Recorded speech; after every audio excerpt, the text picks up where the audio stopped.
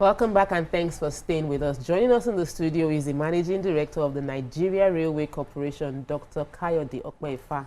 He will be sharing his insights into the current state and future prospects of the railway sector. He'll be speaking on the challenges, opportunities, innovations shaping the industry. Welcome to the show, sir. Good morning. Good morning. When you were in Lagos, and then now you are in another area entirely. This is... A few weeks ago, I took a story in the paper, sir. The story was talking about how there are some challenges with the Nigerian Railway Corporation, how some of the offices, they've been doing JV, there's been some PP partnership, and those partnerships have led to some people being evicted. I was like, oh, and that Nigerian Railway Corporation has a lot of land and opportunities to take advantage. But what would you say about that particular story? I'm sure you heard about it. The lands are national assets. Okay. It doesn't belong just to Nigerian Railway Corporation, but entrusted to the Nigerian Railway Corporation as a way to generate revenue to support the operations of the rail system.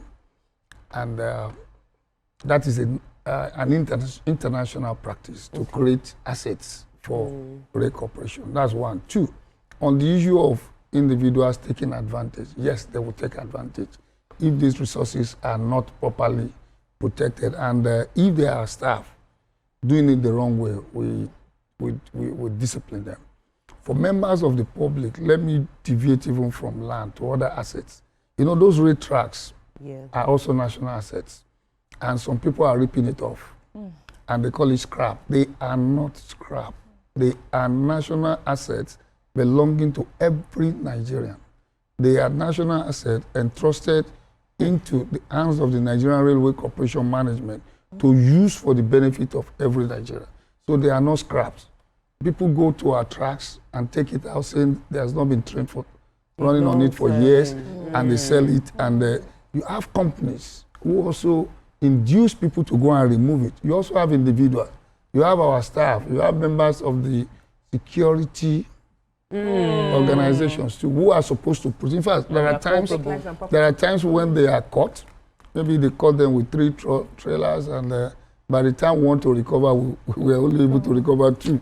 So you also have collusion, conspiracies, and involving the highs and the lows in the society. So not just on land, it's also we are those who encroach on those land assets. Some people feel we should just dispose it. No. They are meant to be used for the purpose of supporting the operations of the Nigerian Railway Corporation, which today probably is the oldest national corporation or national asset in Nigeria. It predates Nigeria. All right, so I'd like to ask you this question. Very exciting things are happening in the railway sector in our country. So let's just use this moment to spotlight some of those things. What is the current state of railway services in our railway sector? I know I am particularly looking forward to the green the green line that's coming. But let's talk about the current state of things, the way things are as of today. You're talking as a Lagosian. Yes, I am. Born and bred. Yes. So if I'm to speak as a medical doctor, I would say stable recovery. Okay, stable. It's stable now. It was ailing. It became stable. Now it's recovering. And under the Renew Hope agenda of Mr. President, the intention, the plan, the focus is to get it out of any sick or sickling situation before the end of this year. Wow. So that the railway can actually serve the people, Nigeria, for the purpose it was meant for, to move people. I wanted to find out what percentage of the rail is no longer not in use. Because before most of the rails were not in use, but I know that you said that was hailing time. But now that we're recovering, what's the percentage of our recovery? I wouldn't mention percentage so that it becomes a national headline in a negative way. But let me say this: we are now optimizing entirely what we have, everything. In Plateau State, the government of Plateau State is partnering with us under what we call the Railing with the States to now use the Jos to Kuru line. So if not for what happened in Plateau. Okay, let me say, before the end of June, we're going to commence operating train from Jos to Bukuru and later to Kuru. Is it Kuru? Where you have NIPS. Oh, okay. NIPS. Kuru, sorry. Yeah, we got, and that should cost people ordinarily 700, 800. We'll be charging 200. Now, also, we're planning to run Minna to Kaduna. So these are routes that ordinarily before nothing was happening on them. Then we are now working so hard on the Lagos-Kano narrow gauge. Unfortunately for us, just 4 weeks ago, we had a washout in Oshobo, Dagbolu. Without that, we would have been in Ilorin a day before Salah for passenger free ride.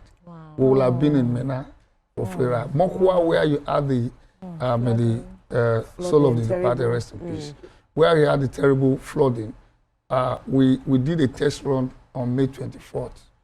Before the flooding? Yeah, you need to see the picture of the flooding. Our rail, we now have a hanging rail, which we will fix. That's not the first time we're seeing that. We saw that sometimes ago in 2017 and regularly. So for the standard gauge, they are all fully operational. On the narrow gauge, the Port Harcourt to Warri, you know, it was under rehabilitation. This government had completed it, and we now run train from Port Harcourt to Aba, and very soon we're taking it to Enugu. And by Enugu, to go via Umaya and Enugu. And you need to enter that train from Port Harcourt to Aba. If you are not careful, you will just be stuck in it. When you get to the number of people, and when you ask them, what are you going to do? They say they are going to do market. I lost my English at that point. I said, market care, what is market? They said they are going to buy goods. So people leave Port Harcourt in the morning, they go to Aba, buy goods, enter the return train and they're back. And really you need to see the number of people. Then on the other side, you have Lagos. We run Kajola to Ido, Kajola to Apapa, Agbado to Ido, Agbado. You need to enter that train too, but it's packed too. It's packed. It's packed, completely packed. And either though you may not see it full, but there are little things we're doing now. We are refurbishing our coaches. We want to make sure that all of them have air conditioner. That is for the MTT, the local trains. All the ones that run Lagos to Ibadan is fully air conditioned. Those are standard. Lagos to Warri Itakpe. You need to go to Warri Itakpe too. People are saving over 50% of the actual cost. They move from Bayelsa by road to Warri. And the same bus company that took them to Warri is waiting for them at Itakpe to take them to Abuja. So people have created a value chain for themselves, and that's big business. So that is the one that the Shoki was, and when they went failing and they went to play music. That one is a flagship now. We are putting so much focus on that train because it has capacity. It's the longest of the standard gauge. It has capacity to blow. And the government is planning to now take it from Warri to the port and then take it from Itakpe to Abuja. That's the train that moves the entire pipes that were used on the Ajaokuta, Kaduna, Kano pipeline, gas pipeline. We move it from Warri to Itakpe, then they continue their journey by rail. On the Lagos-Ibadan one, that one is a blowout. We increased the frequency. Just 3 hours after we increase it, boom, it has gone. Some people will tell you it is racketeering, not racketeering. It is the demand and supply issue that created the racketeering. For the racketeering, we introduced the NIM, and thanks to NIMC for helping us out. So with NIM, we thought we have gotten it right. But you know what, some people went and invested some, like your friends, just, you know, many things now you use NIM number. So we discovered that some people are using double. Somebody booked in the morning from Lagos to, Abuja to Kaduna, and is booking Kaduna to Abuja the same time. So we're working, and they are taking advantage of the system. So what we did was to now introduce double checking like at the airport. So we thank NIM and NIMC for that because they have a very robust back end to check, and they can see. We also can see at our own end people. So we now introduce double checking. All right, let me take a quick break, sir. When we come back, we'll take more questions because they are itching to ask you questions. Let's take a quick break. When we return, we'll continue with the show. Stay with us. We'll be right back.